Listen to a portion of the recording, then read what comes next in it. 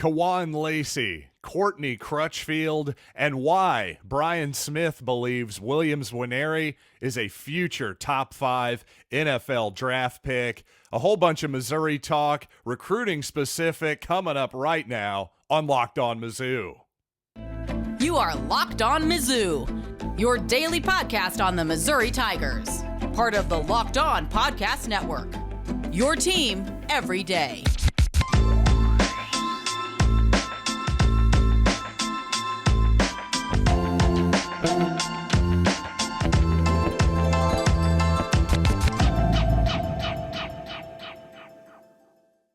Hey, all you true sons and daughters, I'm John Miller, your Mizzou mafioso and the central scrutinizer of Missouri Tigers football and basketball. And today's episode is brought to you by Game Time. Download the Game Time app, create an account, and use code LOCKEDON for $20 off your first purchase. And coming up right now, it's Brian Smith, Locked On's recruiting expert. We're going to talk about, of course, the 2024 Tigers recruiting, and can Cody Schrader be an NFL back right now?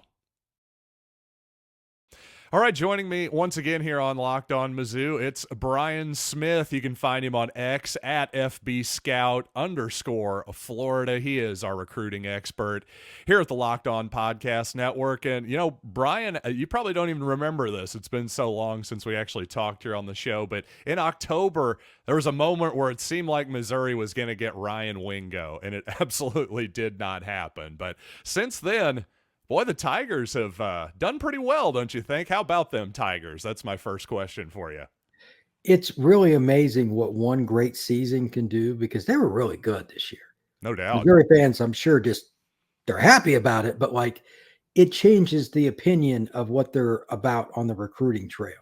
At one point, guys like Wingo in general, Nwaneri, like I saw Nwaneri down at Under Armour. I thought he was as good a player as there was there. Those guys weren't going to look at Mizzou. Right. You know what I mean? Like, they got one of them and they almost got the other. So the program is changing for the better. And correct me if I'm wrong, they still have a lot of good juniors and seniors coming back next year. They should be pretty good once again in 24. You've got a chance to build momentum for quite a while. The portal's going well. They hit on high school kids you didn't expect them to get.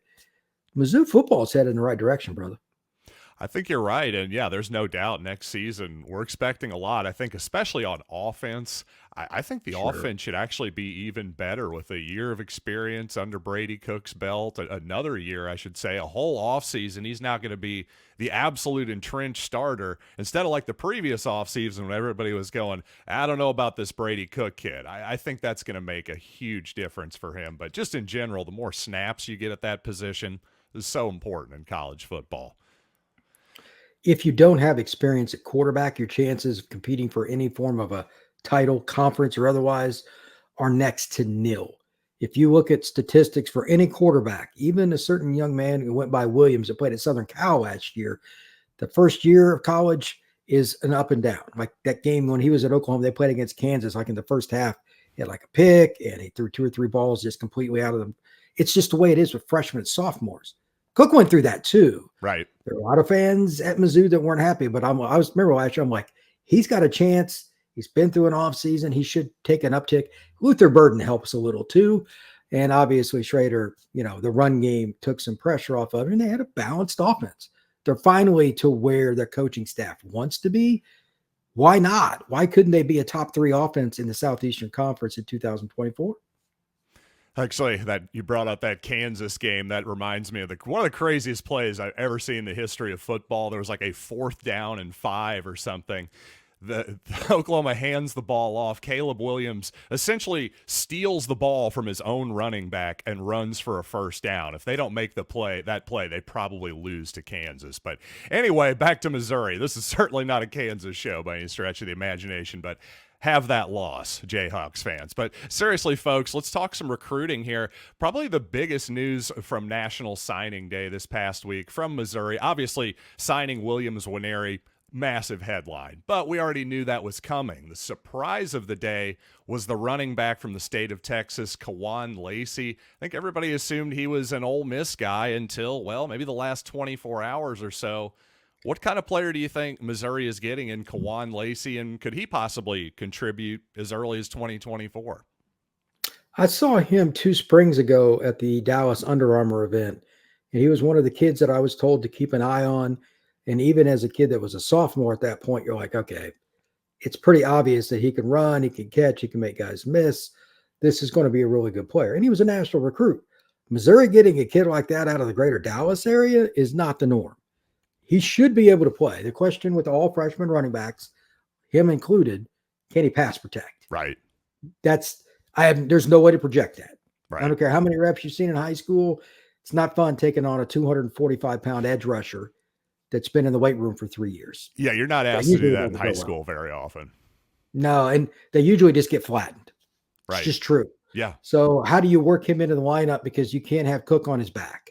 It's the same question for every school every year. But he has the ability to run and catch. He's just got to learn to block and pick up the offense.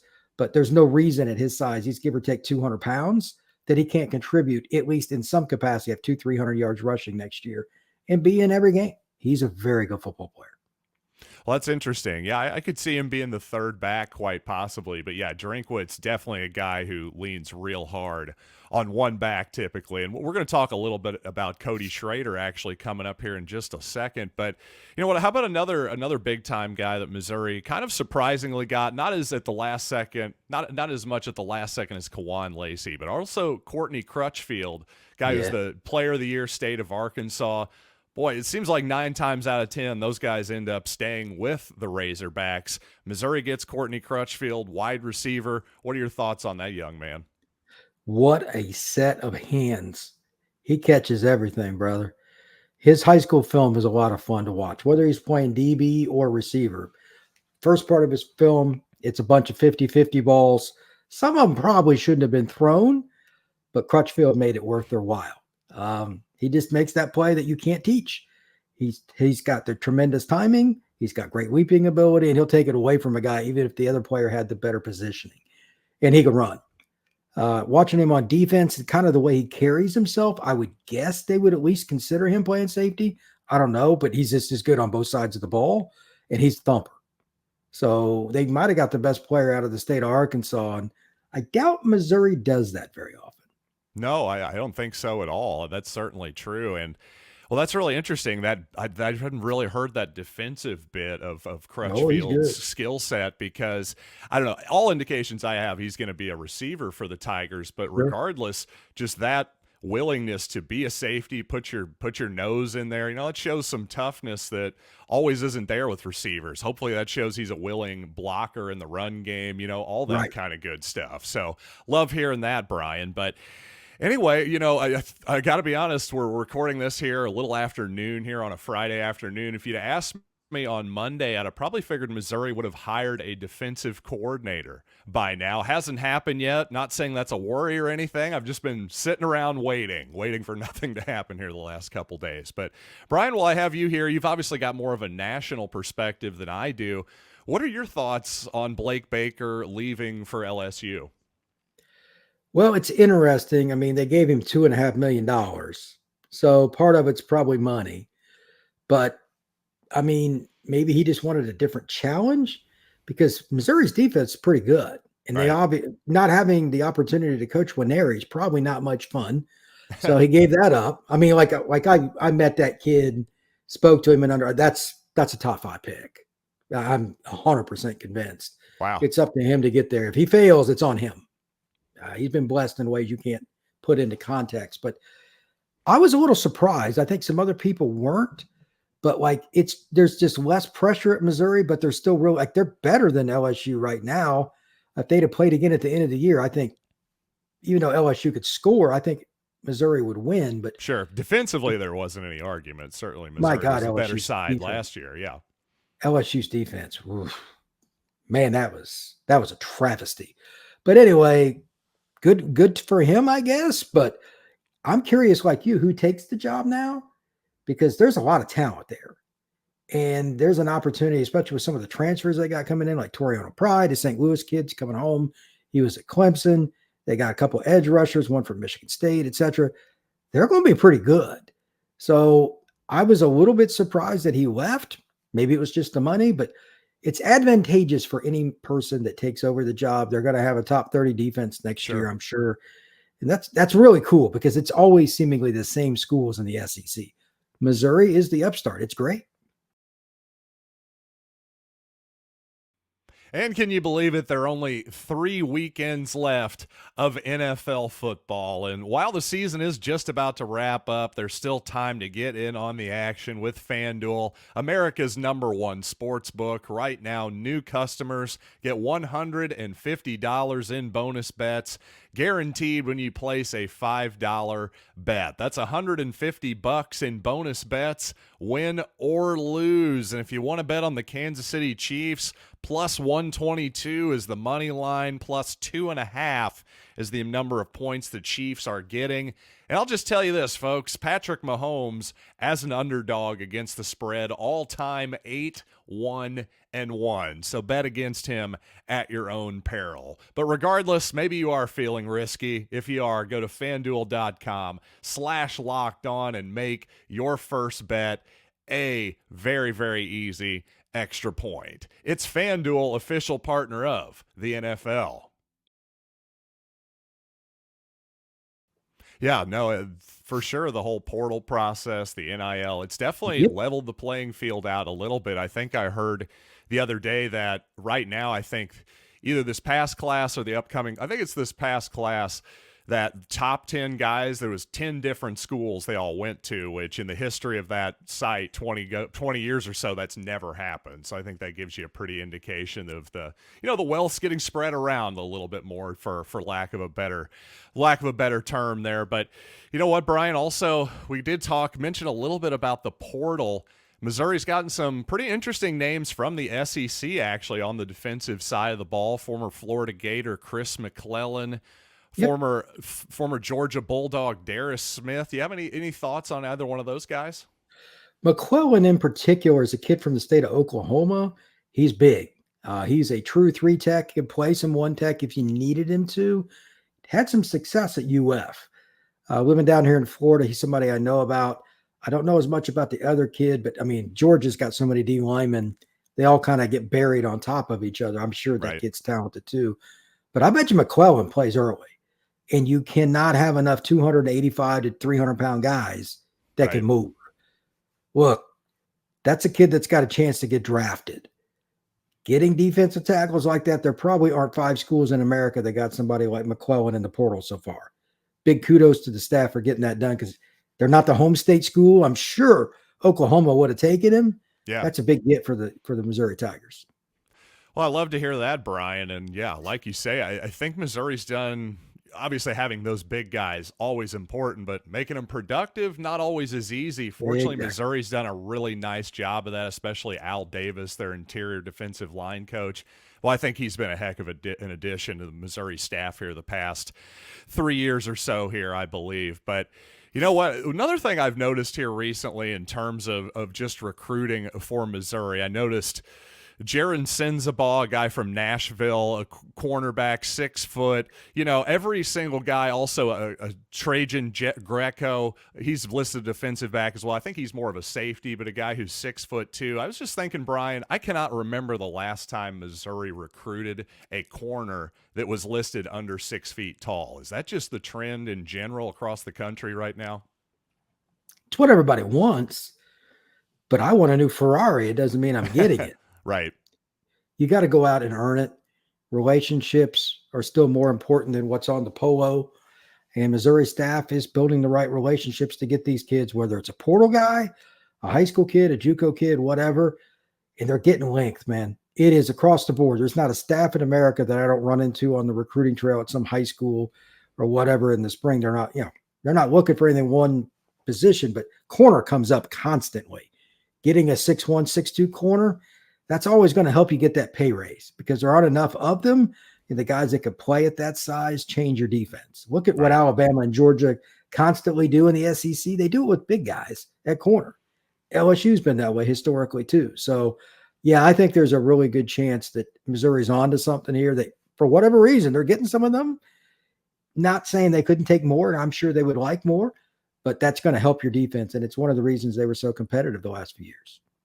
Yeah, I just thought it was interesting that, especially when I was, really, I should say, when I was growing up, really 10, 15 years ago, it still seemed like that was a position where guys could be 5'8", 5'9", but could run a 4'3" 40 and still get the job done. That's not really the case anymore. Or just receivers too big and athletic these days. Part of it is that, and the other part is the screen game. The smaller guys just get run over. That's a good point. You put a 6'5", 260-pound tight end in the slot, right? And you got the little shifty guy next to him you're throwing a bubble to. If you got a nickel corner that's 5'8", 160, it's almost like you're a glorified linebacker at corner, which that doesn't exist. It's the hardest spot physically to play on the field anymore is that nickel, and even the outside guy. Yeah, they could flip-flop it. The tight end could crisscross and block that guy. If you've got a small guy, man, they get hammered. So it's very difficult to take smaller guys at corner now. You need as much bulk as you can, which sounds like an oxymoron for that spot. But otherwise, those little 3-yard passes end up being 80-yard touchdowns.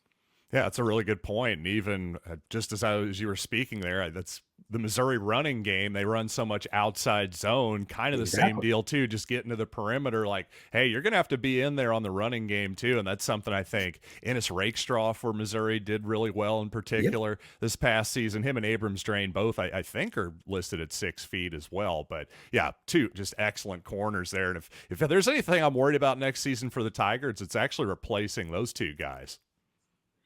Well, anytime you lose experience on your defense in any spot, it's a bit worrisome, but at least they're bringing in guys. Like, again, for those that don't know, Toriano Pride was recruited by everybody out of high school. It didn't work out as well as he probably would have liked at Clemson, but he did play quite a bit. He's got a couple more years eligibility. I'm curious to see what he does because he can fly. That's a kid that when I first met him, his physique, I said, well, that kid looks like a boxer.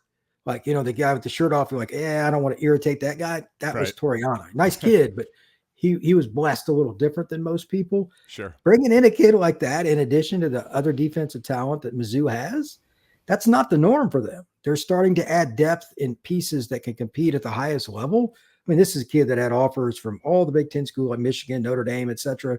Then he decided to go to Clemson. He could have went to several SEC schools. Getting that guy, and he's not even being talked about that much, kind of gives you an idea where Missouri's at as a program right now. Yeah, real positive signs for Missouri so far, and especially if you can take a guy who is a walk-on and make him into the sixth best candidate for the Heisman Trophy this past season. Of course, I'm talking about running back Cody Schrader. And Brian, before we even got on the air here, we were talking about Cody a little bit. I'm just curious, do you think that young man has a shot in the NFL? What's your overall take on Cody Schrader? If he doesn't make a roster, I will be shocked. Blocks, catches, doesn't fumble, and obviously the yards in between the tackles, he's that annoying guy. You're like, oh, we got him. It's a 1-yard gain. You look around, it's 2nd and 6. Right. They're still where they need to be. He just has a way to grind out the extra yards. Vision's very good, but he's just tough. We're talking about he takes a lot of carries and gets a lot of hits, even like against teams like Georgia, etc., LSU. He just kept trucking. And he's consistent. That's the kind of guy that will make it in the NFL. He reminds me a little bit of Kyron Williams, a St. Louis kid that ended up at Notre Dame and playing for the Rams. It's good. Very similar. Crafty, catches the ball well. They're built kind of similar. I think that this kid, Schrader, he could play in the NFL for 5-10 years. He does a little of everything. It's a great story, too, because, I don't even remember what school he transferred in from, but it was one I didn't know much about. Right. I'm like, Truman State up in Kirksville, Missouri. Yeah. Mm-hmm. Hey, I have family ties to the state of Missouri, and I've never heard that. So that is the ultimate cool story from the portal. Most stories I hear I don't like. That's one I do. So good for him, and I hope he has a great career in the NFL.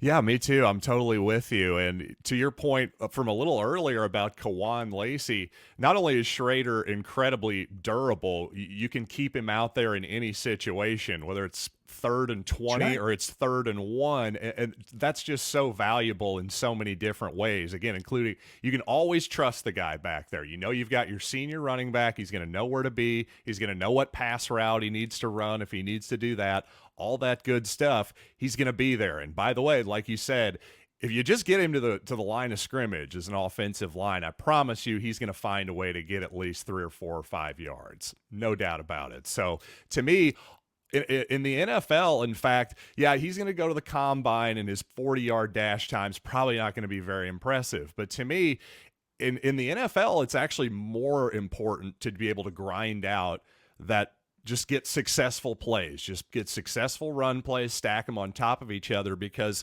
guys are so fast on defense in the NFL. You're not getting that many explosive run plays anyway. What do you think about that thought? It's true. The most important play in football is arguably the 3 to 4 yard run on first down. It's boring as all get out. Another way to look at it, Bill Sims once said, the great New York Giants quarterback, he said, if you want to put up big passing numbers, the key pass is to check down to the running back. Right. These guys over here are really good. Go ahead and force it down the field and see how that goes. Get it to your running back, let him get 5-6 yards. He fits that mold too. 2nd and 5, whether he catches it or runs it, I'm good with it. I'm sure NFL coaches will be too. That versatility, you can run no huddle with him. You can go traditional and grind out the clock. Yep. Whatever. You don't have to change personnel. He is a very good football player. Well, I love it. I think that's a great note to go out. Once again, everybody, Brian Smith, thanks for joining me as always. Again, you can find him on Twitter, or on X, I should say, I suppose, at FBScout_Florida. One of these days, I'm going to get that right. I think I've finally got LA Chargers down instead of San Diego Chargers after about 7 years or whatever it's been. So one of these days, we've got about 6 more years, and I think I'll get X correct. So Brian Smith, as always, thanks for joining me, sir. Thank you very much. I appreciate it. And if you've put off getting tickets to the last minute for tomorrow's Missouri-Florida basketball game, well, that's why you have to download the Game Time app. Game Time is the fast and easy way to buy tickets for all the sports, music, comedy, and theater events near you. And honestly, you got to know who to trust for all your last-minute ticket deals. And to me, it's obviously Game Time. That's who you want to trust. And really, the Missouri-Florida game, as you might have expected, plenty of lower 100-level tickets for less than $30 a seat. Game Time, the best way to just scroll through all the options, see your angle. It's really just a very intuitive and simple app, which frankly is sometimes difficult to find these days. So take the guesswork out of buying tickets with Game Time. Download the Game Time app, create an account, and use code LOCKEDON for $20 off your first purchase. Terms apply. Again, create an account and redeem code LOCKEDON for $20 off. Download Game Time today. Last-minute tickets, lowest price, guaranteed. And quickly here, to close out the show, I have to admit I was more than ready to move on from the Aiden Shaw and Nate Oates push heard round the SEC.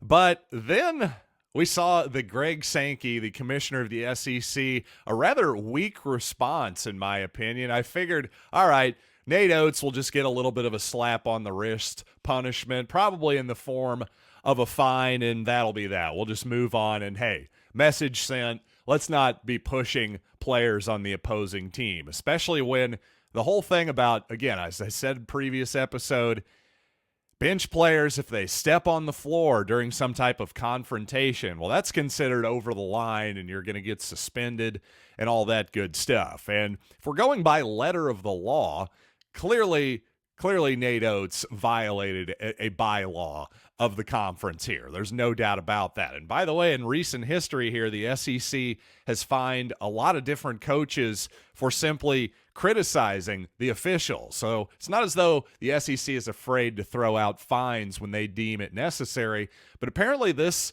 instance, they did not deem any actual punishment necessary. Not even a slap on the wrist, just a sternly worded letter, as a lot of people sarcastically called it, from Greg Sankey. So honestly, pretty weak response there, and a little bit of a weird double standard once again, in my opinion, between coaches and players. To me, that's the opposite of the way it should go. I think coaches, the adults, the guys who are making $5 to $10 million a year in some case to be football coaches and leaders of young men, Well, I think we should hold them to a higher standard, but it seems like we're holding the 18, 19-year-olds to a higher standard than the actual grown-ass men. That doesn't make a whole lot of sense to me. But you know what? If you disagree with me, perhaps you're an Alabama Crimson Tide fan that is upset with me. Well, number one, thanks for putting a little bit of money in my pocket. But also, if you want to disagree with me, feel free to hit me up on X at Locked On Mizzou or anywhere else on social media. Email me, lockedonmizzou@gmail.com. So until next time, I am John Miller, and thanks as always for listening to Locked on Mizzou.